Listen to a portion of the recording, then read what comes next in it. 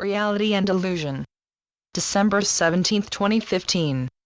Today we will discuss reality and illusion. These are concepts that have actually seemed to take on reversed roles. But they are concepts and as such are just as real as anything else. And so we will use them as tools to make a point or two, if we may. Reality to most of you means material, physical, something that may be seen, felt, measured, and so forth. This is remarkable in this time of having known for over 100 years that everything that meets those definitions is truly made up only of energy fields.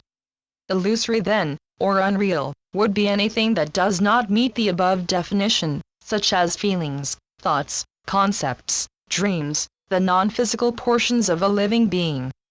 And you deny the reality of such things even while declaring your belief in their eternal existence.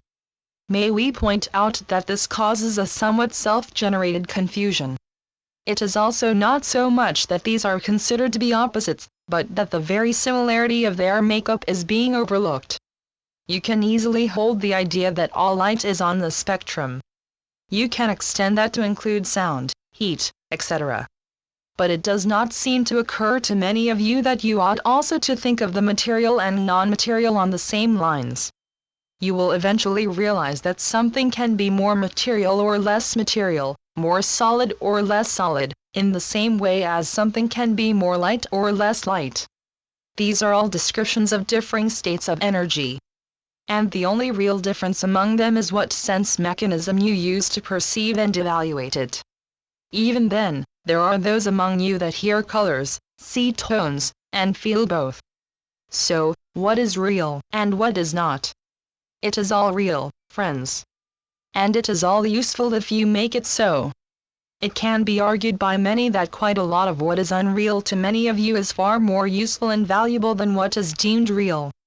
We would ask you to understand that real and valuable are attributes that something may have only in relation to your lives. The value and reality a thing possesses is only what is given to it by you. And value is only measurable by comparison to something else. There must be more value, and there must be less value. And in order to determine that, it is reasonable that there must be something of ultimate value. What might that be? What is the thing of ultimate value for humankind? Well, as much as it seems to have been ignored up until now, may we offer that the only thing that would seem to fit the billing is human life.